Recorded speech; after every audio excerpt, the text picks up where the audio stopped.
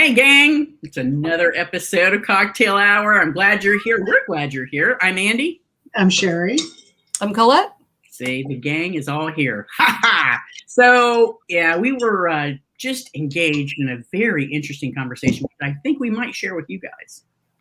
But before we get all that going and the story that we read for this show, let's see what everybody's thinking. Sherry, what you got going on? What? I'm sorry. I was doing something else. Lord have mercy. I was doing things having to do with the show. Okay. Well, what are you drinking? I'm drinking out of my bountiful tea mug. Yay. Some nice lemonade with Pellegrino and a large slice of fresh lemon. It's delicious. It sounds delicious. And for those of you who don't know, you can actually still buy one of those mugs. Is that correct, Colette? I don't know. Is that store still open? Oh, the store is still open. And that's Underpants Jones Underpants on Cafe Jones. Press? Yes. I don't know if that particular item is available. I know the design is still available on various items. I don't know. So Cafe Press, Underpants Jones, see what's there. Mm-hmm. She's got wonderful stuff. This beautiful tankard, and it's held up well. I've had this for a decade. That's awesome. And it's still perfect. Love it. Love it. I'm going to have to get me one. I never got one. No, loser. No, I got a shirt. I got a shirt. I got two shirts. No, I only got one Underpants Jones shirt. I got the Trice Me shirt. That's the one I got, yeah. Yes. Yeah, I got a Bountiful Teat shirt.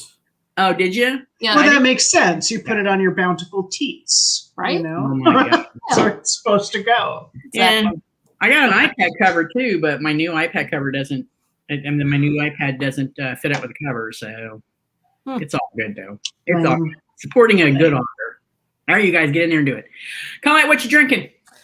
Okay, so in the book, they had mint juleps. Yes, I was wondering if anybody was going to make a mint julep. I hate mint. Mint is for toothpaste. It doesn't belong in a beverage. And what? Whoops, I'm going the wrong way. I am having just bourbon in my amber ruffin. Oh wow, where'd you get that? On their web store. Wow. If you've ever watched the show, at the very end, they bring cocktails to them, and then while their little jazz theme song plays, they're like imbibing. Wow. It's like, look at this glass with my name on it. Kind of a thing. So I was like, well, I want to do that. Good for you. Nice. So it's smaller when it arrived. So I don't actually have mixed drinks in it because I feel like it wouldn't hold liquor and a mixer. So if I'm just doing straight liquor, this is my go-to glass. Nice. Makes sense. Nice. I'm worried about your taste buds, though. You don't like raisins. You don't like mint. What about mint raisin? That would be so that's like your go-to ice cream flavor. Dark chocolate mint raisin. No, all right. I'm just trying real hard not to throw up a little bit in my mouth. I did another Aldi run with my mom, y'all. And instead of doing that one I got last time, I tried a different one. And this one's actually loved that one that you did last time. You loved it. Red. It was good. This is good too.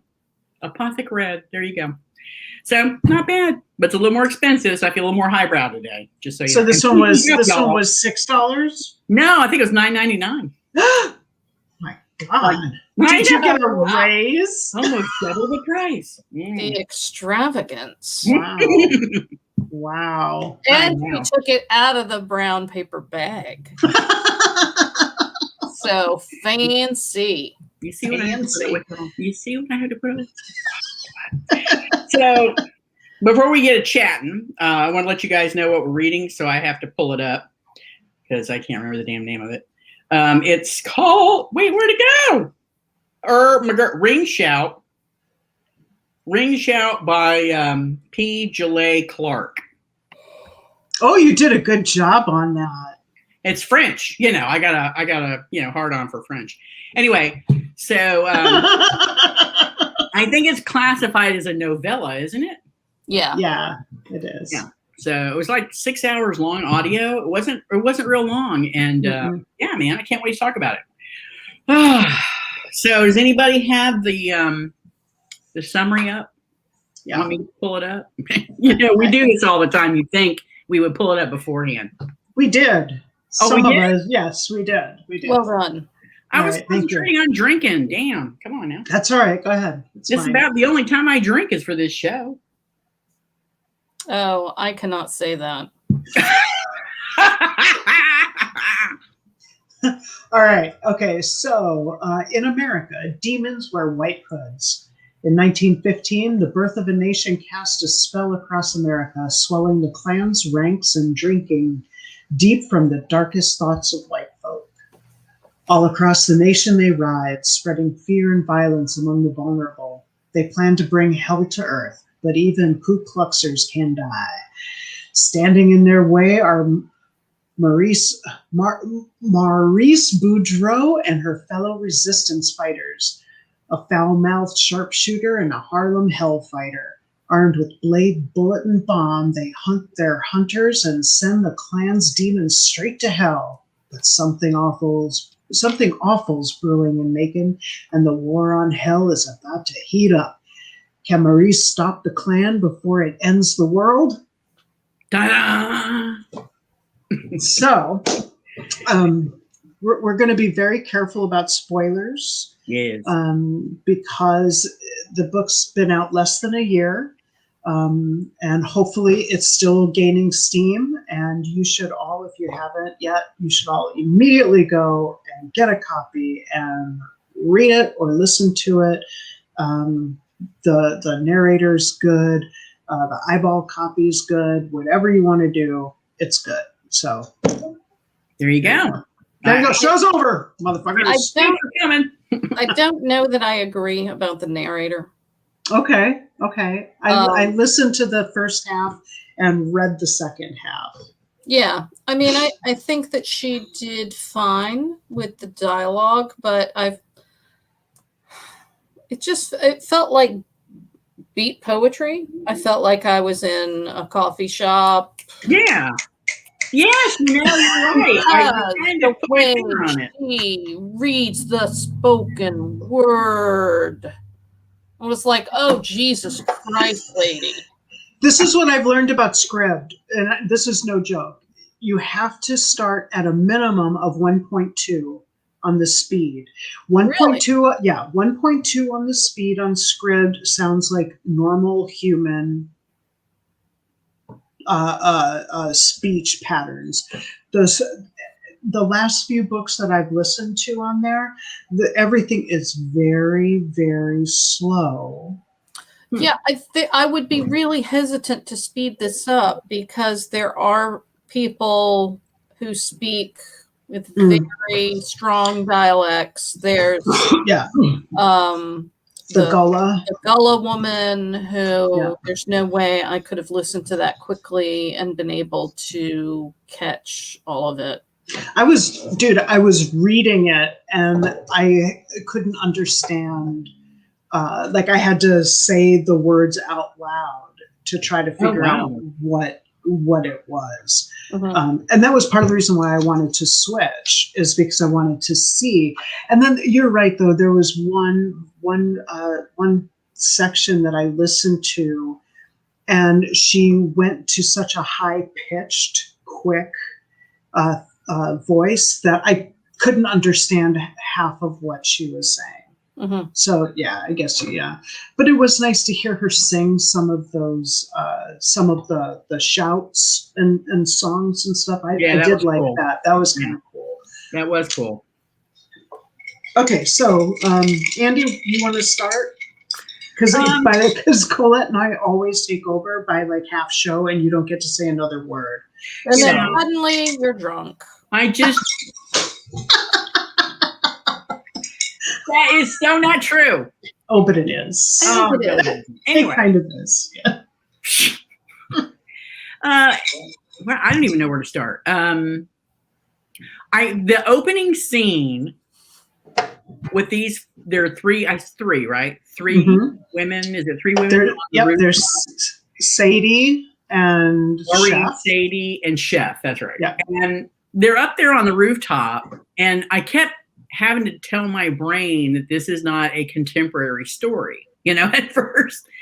But that opening scene started to drag ass a little bit for me until they actually, how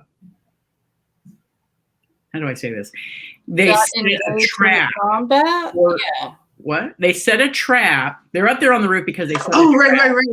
for these, what Maurice calls Ku Kluxers.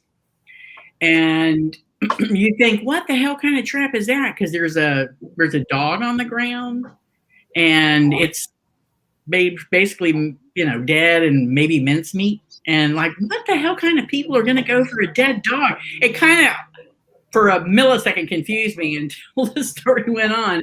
And you realize that these are entities, if you will, that are not human, but hide in human form, right? So it really started to make sense and take off as soon as that reveal happened. And from there on, I just enjoyed every little minute of it. Narrator, they could have picked a better one, honestly. I think she did as well as could be expected, depending on, because the dialogue was a little bit different in certain areas with certain characters. Yeah, people were all over the place as far as dialects. Yeah. Yeah. So she had a hell of a job to try and differentiate all these different characters. But yeah, I didn't expect it in the beginning, but then when I settled in to where they were going, then it was like, oh yeah, this is cool. This is cool. It's only a novella, damn it, Yeah. So just to take a small step back. So this takes place primarily in Macon, Georgia, and I think it's like 1922. Is that right? Something like that. Yeah. I think wasn't Prohibition on? Yeah. Yeah, Prohibition was because they were talking about that. So there's the Ku Klux, which are these supernatural beings, which we find out very soon, very quickly. Yeah. So that I don't think that's the Ku Kluxers. Yeah. The Ku Kluxers, and then there's the Klan. Yeah, and there's a Klan, yeah. Right, which are just your garden variety human racists. There you go. They're and so when in the first scene, when you discover that there's a difference, they're describing these creatures, and their heads are bone white and end in the point like a hood, and they've got teeth in their eye holes and mouths all over the place, and it's just really, really interesting. The writing of this, it's not like anything I think I've read before. It's a very different take on hate and the boogeyman, and the difference between hate and strength and pain. That was, I thought, a very interesting dynamic that comes up later. But I didn't know what to expect from this, but it was the story, the characters. For being such a short book, I think you get a really nice view, especially of. I mean, Maurice is the main character. She's the protagonist. I think we see everything from her point of view, don't we? And then you have Chef, whose name is Cordelia or Cordy, and she was prior military. She had served in the army in World War One. And yes, yep, in World War One. Did you catch that she was passing as a man to do it? Yeah, I don't remember that part, but it was just one sentence, and that was the only thing that it was never alluded to again. How she was also a lesbian, which I thought was fantastic. The characters I thought were really really good, and I felt them, particularly Chef and Maurice. Maurice, yeah. Yeah, it was just very interesting. There was a lot of history, a lot of discussion about slavery and how how the entire institution robs people of their history and their culture. Things that how stories from Africa evolve, and some were carried through, and what's real and what's myth. I thoroughly enjoyed it, and it was gory and bloody and gross. I like that part. And I got choked up at the end in the big scene part of toward the end of the big scene that we're not going to talk about. Because no spoilers. No spoilers, right? But it's worth it. The big scene is worth it. It was. It was very good. I think the whole thing was big showdown, y'all. Big fight and showdown. Yeah. It was good stuff. Yeah. All right, go ahead. Is that it? Are we done? So that's our review of Ring Shout. Well, I didn't want to chime in too much. The book title, The Shout. The Shout or just Shout? I think it's Ring. It's Ring Shout. Ring Shout. Ring Shout. It really makes sense when you find out what the shout is all about. I made it wrong. That's all. When the shout is all about. The shout is all about. And I don't know, it just makes it more cool as the title goes. I think that we can talk about. Yeah. So I think Ring Shout is a historical thing that the slaves participated in, or I guess now they are enslaved people. I think it draws strongly from the Gullah. It's not, I guess, culture, we'll say. Yeah. And I think that it was something that was widespread throughout the enslaved population during the early 19th century and probably prior.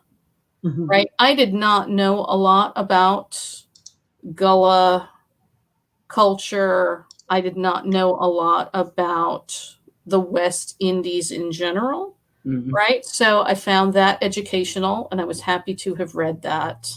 But I'm just going to come out and say that this shit got weird, and it got weird early. And it stayed weird, and it got weirder. And then we had lasagna layers of weirdness. And when I say weird, I mean like Lovecraftian weird. Yeah. Weird, gross, supernatural weirdness. Yeah. And I think it was probably over my weird threshold. Oh, really? Wow. It was right in my weird sweet spot. Yeah, mine too. So let me tell you, what was exciting about this to me to read was I thought we were going to kill some Klansmen. Right on. I'm down for that. I am so down for that. I was like, yeah, let's go kill some Klansmen. Right? It's 1922. It's not too long after BioShock Infinite, which is an amazing game. And I am ready for a pack of heroines to kill some Klansmen. That's what I thought it was going in. Really what this book is about. It's not. No. They decide that the Klansmen, they're assholes, but they still have an opportunity to turn their lives around. No, I just wanted them to shoot them all in the head. That does not happen. If you're looking for that, this is not your book. No. I don't know if I can. But she's right. The Klansmen, but the Klansmen had their use. I mean, the Klansmen served a purpose beyond just being douchebaggy Klansmen. In the grand scheme of things, in the battle between the Maurice's group and the Okay. But so all right, so we've got Kluxes and then we've got Klansmen, right? Mhm. And Right. so the majority of this book is spent fighting Kluxes, which are these sort of extra planar demon folk who are hiding in plain sight as Klansmen. Mhm. And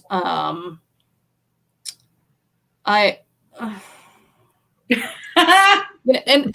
and most of this takes place in Georgia, right? And then of course there is a strong tie-in to Stone Mountain, Right. And the film Birth of which a is Nation. kind of the rebirth place of the KKK. Oh, Um, well, you can talk about how Birth of a Nation fits into this because that's discussed pretty early on. Sure. Yeah. Even though D.W. Griffith, I guess, ends up being involved in some more crazy weirdness. I don't know. We spend a lot of time like in other dimensions and Mhm. There's a little bit of time. demons. I mean, we have these sort of three fates, Right? Yeah, kind of. right, Yeah. that we interact with periodically throughout the Mhm. story in sort of a pocket dimension.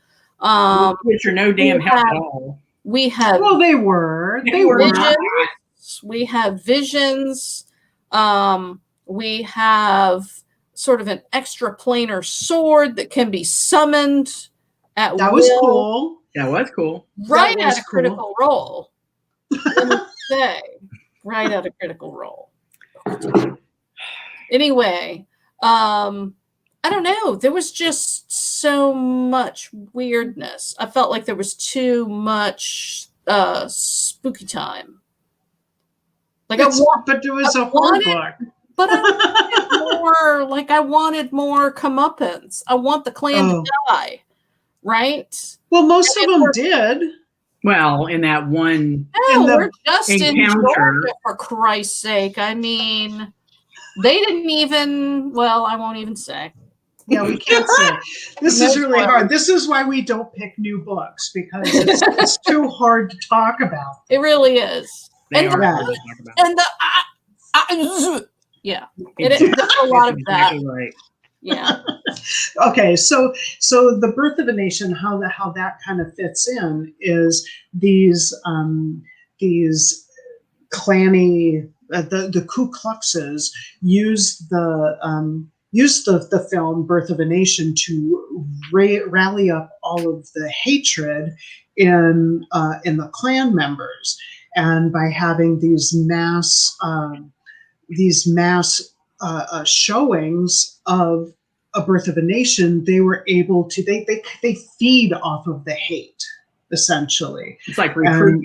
It's like a film for recruitment for the Klan, is basically right. And the Ku Kluxes are trying to build all of this up. So they're working to convert as many white people as possible into their ranks, because it's all going to serve a purpose later on down the line. So you've got Maurice and Sadie and Chef, who are working with their group, which includes Emma Krauss, who is a German Jew who is a communist, and she's trying to work towards socialism. And now in the book, there's several in the beginning of in between chapters where there's these interviews, and it's translated from Gullah by E.K. It took me until almost the very end of the book to realize that it's Emma Krauss who's the translator. In the beginning. What? That she's the one who's doing the thing? Yeah. Well, there you At the go. very beginning, it says it's this by Emma Krause, who will heretofore be known as EK. Oh, and that's part of the problem that I have when I do audiobooks. I don't pay attention as closely as I should. So anyway, so it's her, and then they have this compound effectively where they have a couple of barns. They've got this woman named Molly who has her apprentices, and they're doing experiments. And in the very beginning, after that first encounter that Andy was talking about at the very beginning, they bring back chunks of body parts for Molly to do experiments. They killed a dog. But it wasn't just the dog that got killed, right? There were 3 of the Ku Kluxes that they used because they were eating the dog. Yeah, they were licking the gray dog and killed it. Yeah. And then set it out as bait. Yeah. Yeah, so that was a sign that I was perhaps going to have some problems with how the plot was going to roll. But that was the only dog that got her. Only one dog. The only one that we're aware of. The only pretend dog. A common practice for them. The only to kill dogs. It was to kill the pretend dog with explosives. This is what my wife says to me. It's pretend. Whenever I'm ripping the shit out of something we're watching on TV, it's pretend. What the hell were we watching? I forget. Well, we were watching something on TV, and I was just really pissed off about the entire fucking thing. I was like, this is bullshit. It's pretend. It's pretend. I can't remember what it was, but I was very enraged. Oh, it was that goddamn movie Revenge. That was on Shudder that I think Andy told me to watch. Was it? Oh, I don't know. Oh, is that the one where the chick escapes the house and the guys are after her? That was terrible. That was one of the worst movies I've ever seen. The whole thing made me mad. Oh, wow. Jesus. It was a good revenge story, though. It was filled with so much bullshit I couldn't. It was definitely filled with bullshit. I mean, I feel like if you don't know the difference between what a rifle does and what a shotgun does, I feel like maybe you might enjoy it. Oh wait, but there were so many other things. And if you get impaled on a tree, all you have to do is take care of the top part of the front, the big huge gaping hole in the back. No, she did the one in the back too. No, she did not. Yeah, she did. No, she did not. She ended up with the big branded tattoo or whatever. If you get impaled on a tree, you just stay there. Listen, she set the tree on fire for no apparent reason because she yanked herself. While she was impaled? While she's impaled on it, she sets it on fire. Okay. But then breaks herself. Okay. Don't watch this movie. This is terrible. All right, first of all, this is a horror film, number 1. Number 2, you definitely have to suspend disbelief. You have to. So basically what you're saying is we have different levels of what's acceptable for horror movies because we all know that they're full of shit. Yes, but you have to. Why do you watch them? You have to be in the mood to see certain films. Like, I can't watch subtitled films unless I'm in the mood for them, even if they're the best thing ever. Sometimes you just want schlocky horror. Sometimes I want schlocky horror that at least makes some sort of sense. Oh, God. All right, fine. Oh, and then she bleeds out. She's got like no fucking blood left. And then she just goes like to death because she tree on fire? Before the fire even begins to climb up the tree, she's yanked herself and she's broken herself off. So I mean, what was the point?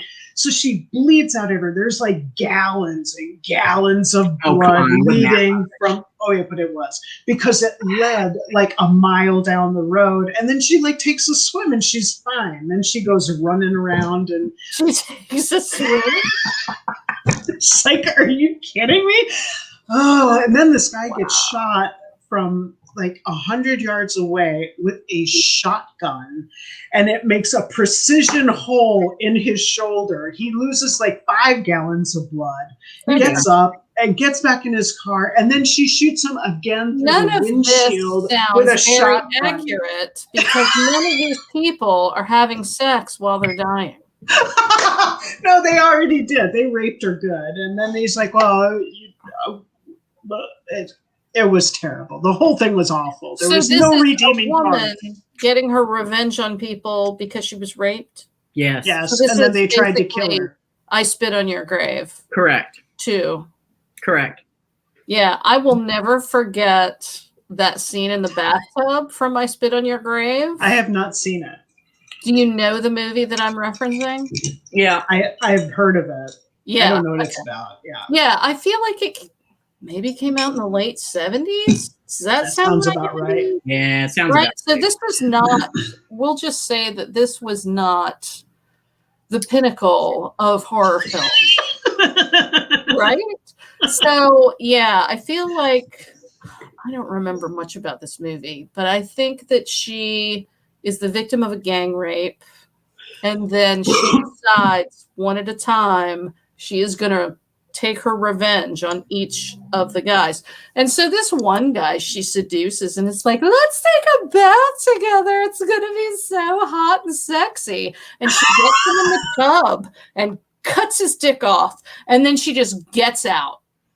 Good for her. The water slowly fills with blood. He realizes what has happened. And then we just watch him bleed to death. And you don't ever really get over that once you see that scene. I couldn't tell you anything else about the movie. Oh, wow. That really did impact you, huh? Mm. Yeah, I was probably, I don't know, 15? I don't know. Oh, my God. That's too young to be watching a movie like that.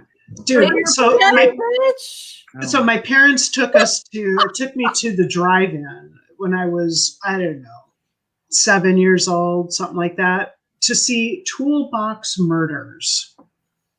I didn't see that. That does not ring a bell. The only thing I remember is the woman is in the bathtub with a vibrator, masturbating in the bathtub, and a dude is in her room, and he has a toolbox because it's the Toolbox Murders, and he has a nail gun, and she stands up in the tub. He comes in the room, she stands up in the tub, and she's trying to entice him, and I can make you whatever. And he shoots her with the nail gun and just like kills her. But that scarred me forever. I mean, clearly I'm 52 years old. Right? I just looked up I Spit on Your Grave. It came out in 1978. Yeah. So I was 12.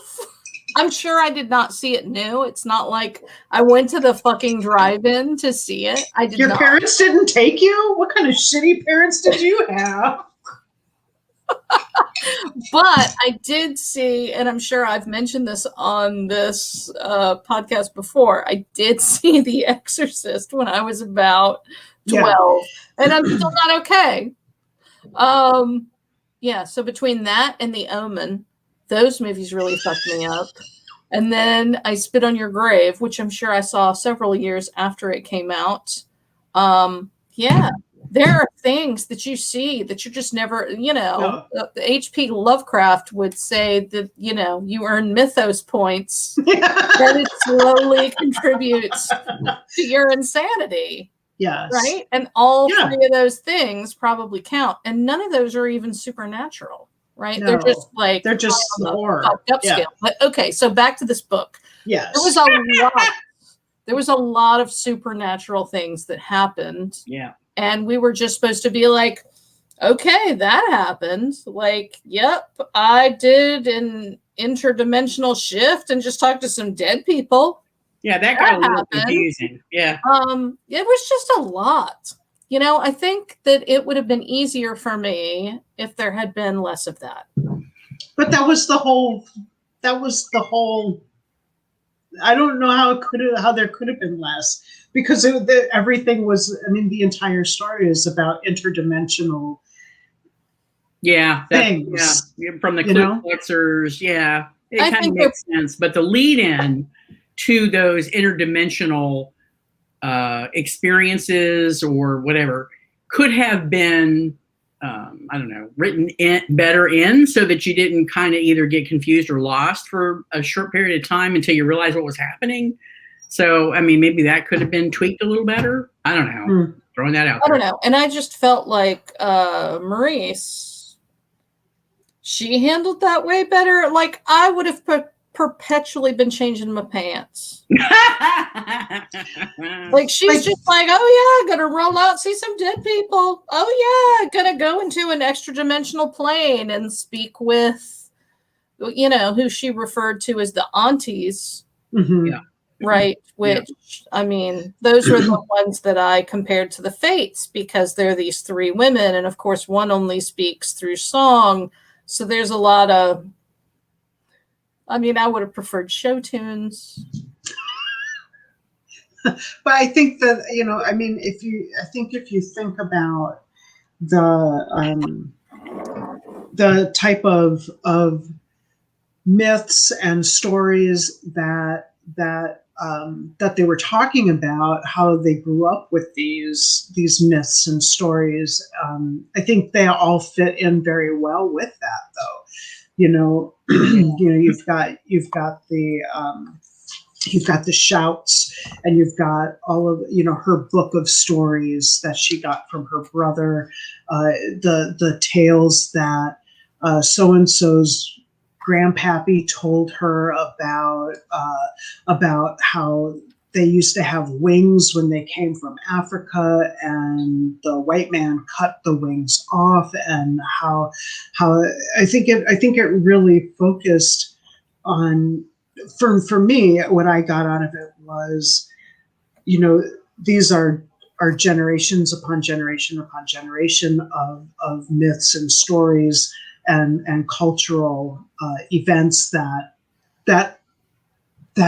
built up to her dealing with these, with the aunties, or having Nana Jean, with being exposed to her magic, and how she was called from Tennessee, I think. Yeah, right. And after her family had been murdered, and I think from the very beginning, for at least many years, she had already kind of been exposed to those stories, as well as other people, and so I think that that's why, for me anyway, I think it fit really well with the other with the things that were going on, like her being called away to the aunties. Yeah, I mean, and we're also getting into her. She had already been doing this for a few years, so I think that, I mean, it had been 7 years since her family had been killed, so she's already experienced a lot of weird shit. Yeah. So I think that might be why she wasn't so freaked out by, but she was kind of freaked out. I mean, when she goes down to where the doctors, to see the doctors, she's like, I'm shitting my pants here, and if I hadn't already, and then on the next night, she's like, if I hadn't already seen that, I'd been shitting my pants all over the place. Yeah, that was completely pants shitting. Everything was pants shitting. I mean, it was, and it was like, you just go from one pants shitting extravaganza to the next, and I mean, sometimes you like walk out the door of talking to dead people to talking to this person who lives in a tree who collects body parts, and there's just so much that's fucked up. Like, it was just, it was super duper fucked up. And like, I think I can handle like medium. Like medium. but this was. If you're gonna ask me how I want my steak, it's like medium. I don't want super duper fucked up. So I think I reached a point where I was like, "Oh my god, I don't know." That's right, because you don't really like finish this. Yeah, because you don't really like horror and stuff like that either. Well, only as something to laugh at, as we previously mentioned, because horror as a movie genre is awful. It's just bad. Then once you accept it as bad, then it's like, this is hilarious. I mean, a lot of this, we were just discussing, what is it? Army of the Dead? Army of the Dead. Yeah. There were several laugh out loud points. There were. In that. And you think they were intentional? Probably, right? Oh, yeah, probably. But I mean, some of it, probably not. Like there's... You have to understand, I'm going to give a little bit away about a completely separate movie from this book. But so there's a dad and his daughter, and they're estranged. Mm-hmm. And there's a flashback that we see where he has to kill the mom who is clawing at the door trying to kill the daughter because now she's a zombie. Yep. Right? So he's very distraught, and he jabs a knife in the top of her head, and then he cries about killing her. No, he cried before that, though. Right, but so there's a scene where the daughter and the dad get back together, and he's like, "Look, I'm super sorry that I killed your mom, and I feel like things have been really hard between us." And she's like, "You think that's why it's been hard? Like, I'm totally down that you killed mom. Like, that's fine. But you just never came around after that." And I literally lolled. Like, I don't think I was supposed to, but that was fucking hilarious. Yeah, I don't know if that was intended. No. I don't think it was. It's like, you didn't come around for my birthday, and it's fine that you jabbed a bayonet through mom's head because I get that. She's a total bitch. Lord of mercy. Fine. Oh, all right. All over the place with this one.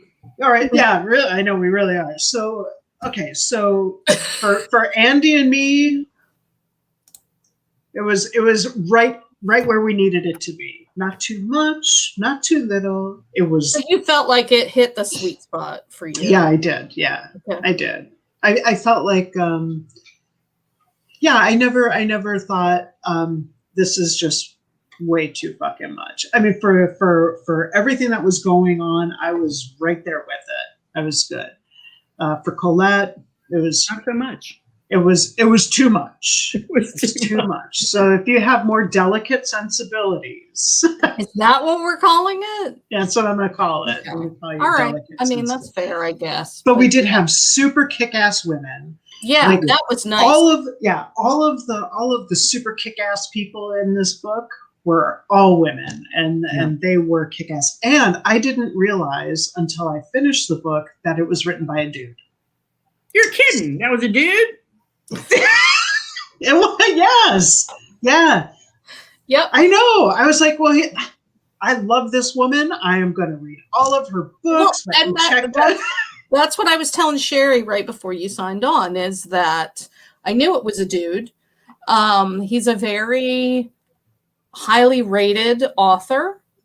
And when I saw that he had written the story with 3 female protagonists killing who I thought were Klansmen, I was like, yes, sign me up. This sounds awesome, because you're either going to write this and it's going to suck, or it's going to be amazing. And all of the reviews are, glowing 5-star reviews. So I can see why, though. Yeah, I loved it. I thought it was great. I do wish it had been longer. That I don't recommend it. Yeah. Just that, you need to be prepared. Yeah. It's not just, I was not prepared. Yeah. It's not just the random killing and slaughter of Klansmen, which would have been great. Which I feel like would have been delightful. But it's definitely a horror fantasy type supernatural. Right. And what the genre is listed as cosmic horror. Oh, I didn't even know there was a genre that way. Cosmic. That's what I said. Like, what the fuck is cosmic horror? Well, now we know. Apparently, it's this. Ah, yeah. All right, now we know. We do. So, all three of us do recommend the book. Some more than others. Yeah. Just you know, if you're weird, if you like a nice medium, if you like a nice medium, well, on your weird, this might be a little much for you. But if you like it rare, then this is for you. This is for you. It's for you. If you're ready to jump into interplanar communication with demons and dead people and creatures that'll make you just a little bit irpy. The way that he describes them, like, these aren't just like, yeah, I'm a bad dude and I'm here from another plane and I want to eat people or whatever. Like, these are characters that are described in a way that you're like, ugh. You really, he really does a great job of making you feel this viscerally. I mean, it's like, there's fantastic descriptions. If you like that sort of thing. It is your cup of tea. It is. This is your mint julep. Your cut of meat. This is just meat. Just meat. All right, so that's 3 thumbs up for us on this one. Colette picked it. Great pick. This is probably one of the best books we've read in a while. Although we did like the Alice Network. This is very different. And the Seven Husbands, I enjoyed that one. Oh yeah, we did like that one too. Yeah, that was the last one we did, right? Yeah, so wasn't it? Oh yeah. I think I'm still hung up on In the Garden of Spite, which I thought was very not good. I feel like I have redeemed myself at this point. Yeah. I picked like a few that you guys have really liked. Yo, you picked the last 2. Yeah. They're good That's stuff. Good stuff. All right. Well, so the next one we're going to do is this one we're going to blame on Andy. Oh no, we decided we're going to do the nonfiction one. Right, sorry. I was all ready to do the one of her books. So Andy is going to tell you. I'm confused now. Were we doing the nonfiction or are we doing the fiction? Yeah. No, we're doing the nonfiction because I feel like I can't really get into the fiction until I know the story of how she's a crazy murderer. Okay. I will tell you all what our next read is. It is Peter Graham and Perry, The Murder of the Century. And if you folks know of the Peter Jackson film, Heavenly Creatures, that came out, I think it was in the 90s, maybe. Mm-hmm. That sounds right. What? That sounds right. Yeah. It's based on a true crime case where 2 young women, Pauline Parker and Juliet Hume, wind up murdering Pauline Parker's mother.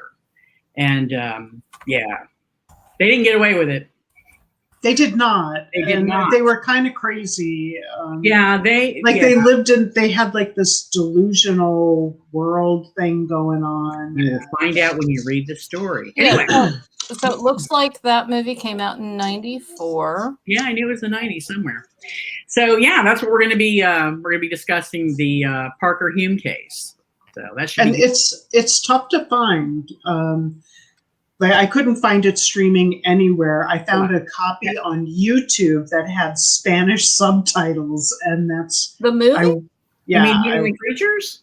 Yeah. Oh, I got that on DVD. Yeah, I don't have how accurate, like how true to the story is the video?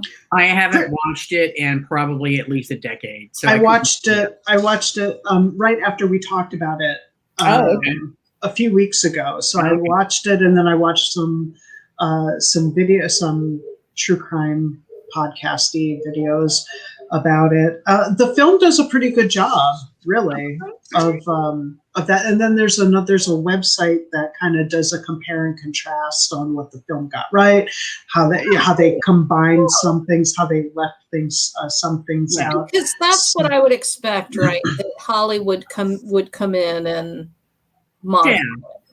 take Mhm. a little, license. Right. They Yeah, for would basically turn it into a screenplay. Mhm.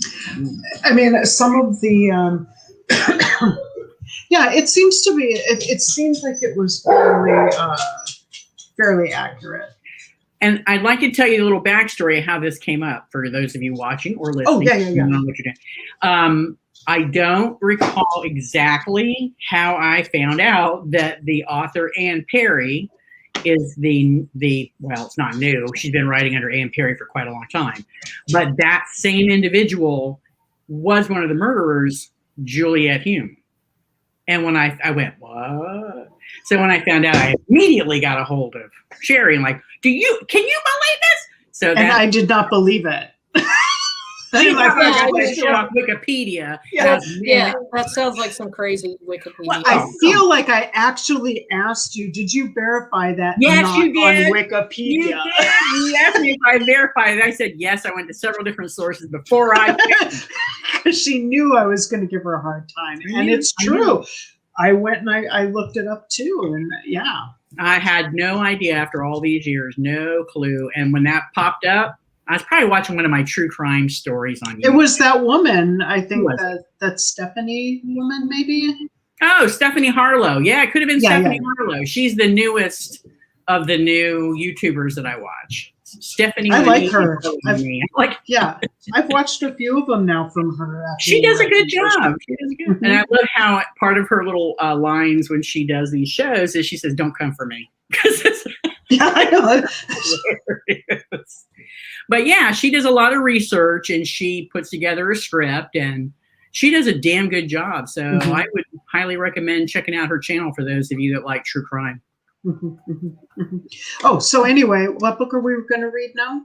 We are going to read. Oh, you already said. I'll say it again. Peter Graham, Anne Perry, The Murder of the Century. All right, so I have. What the fuck? I heard Son of Sam. Yeah, it's like, let me just. Well, that I can't do that. What are you doing? Let's see, now she's all messed up because she's doing this different audio thing. I went to I've had so much bourbon. So much what? Oh, bourbon. It's not you this time, Andy. Oh, yeah, it's Colette this time. Look at her all red face. She looks like a tomato. Yeah, that's accurate. So, heavenly. I went to Netflix, right? And because I am, and I can't spell creatures. Yeah, I couldn't find it. I couldn't find it anywhere where I could just stream it. Put on your VPN. And then check other countries for your Netflix. You might have. Oh, yeah. Because you got VPN. You talked me into VPN. So now I got VPN. Yeah. So I pulled up Netflix and then it was like, Dangerous Son of Sam. And it was like shouting at me. And I'm like, oh, I'm using my onboard microphone. So we're all hearing this. We are all hearing it. Well, I'm a smart person. I'm going to turn my speakers off, which means I can't hear you guys. Yeah. Oh, God. It's the bourbon. It's the bourbon. It is. When you know bourbon. You did. Amber's empty. Amber needs refilled. I sent a link. Oh, that's a porn title. Amber needs refilled. Okay. No. Oh, yeah, I saw that. I saw your link. Yes. We're just going to bypass. To the Amber Ruffin Show glassware in case any exciting viewer wants to purchase that. Yes. I enjoy her her evening talk show probably more than any other. I need to. I haven't actually watched it. I just recently found out that she had one, but I've loved her on Seth Meyers. I would catch clips of that. So yeah, she's still writing for Seth Meyers, but then after his show ends and everybody goes home, like she uses the set and does the Amber Ruffin Show. Really, 4 people. And it is delightful. Yes. I love her. She's awesome.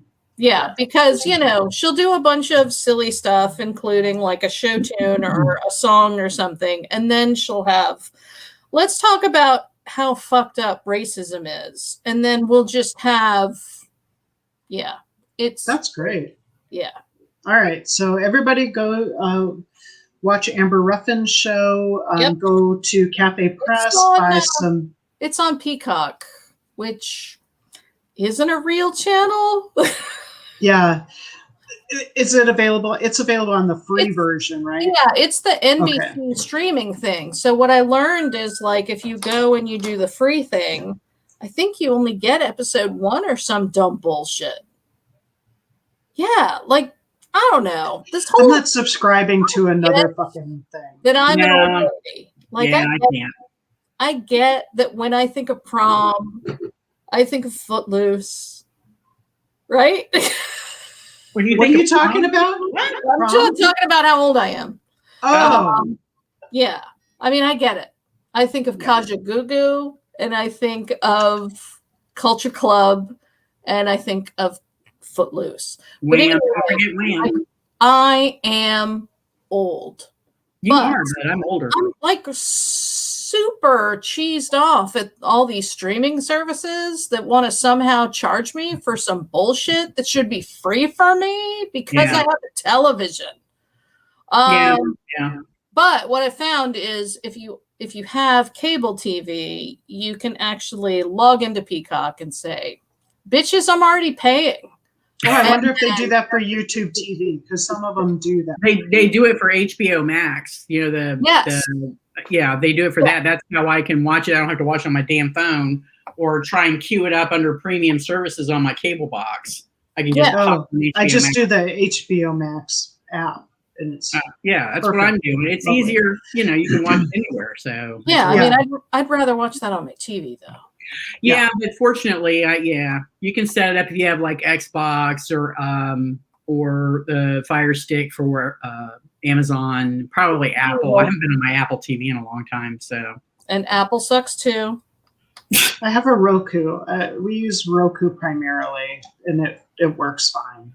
Everything's beautiful. They're in a battle with Google over YouTube TV, but. I think we've done the gamut here, folks. We've got. We're about done. We're about done. I just want to go on record and say that I have had exactly that much bourbon. That was some strong bourbon. Look at her face. Oh my God. I know. I think this is the first time I think that we've had a seriously buzzed Colette Moody. I think so too. It's such and look, Andy's all fucking sober. Yeah, I think that's probably not true. I feel like I've been buzzed a lot, but I think that it's probably because Andy and I are both buzzed, and because you're drinking wine. I don't get crazy drinking wine. Isn't that weird? I don't like it. That's not weird at all. I think that's pretty normal. Yeah, I don't like it. So from now on, you go back to doing shots. I think the times that you've been really buzzed, Colette, I also have been really buzzed. So I didn't really notice. Yeah. I think the alcohol content on wine is way lower than liquor. Oh yeah. And I just had liquor over ice. So liquor's quicker. Yeah. Because I think how do you hold your liquor? Quicker. By the ears. Oh! Yeah. I think I'm going to go take a nap. All right. Take a nap. Okay, cool. All right, then. So I guess we'll see you next month. We'll see you next month. Thanks for tuning in. Hit subscribe. Click the like button if you want. Tell your friends if you want.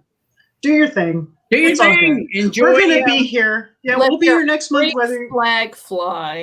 Wow. Yeah, make the freak flag fly. Adios, folks. All right, bye, everybody. Oh, wait, I got to click the button. Jesus. Oh, no.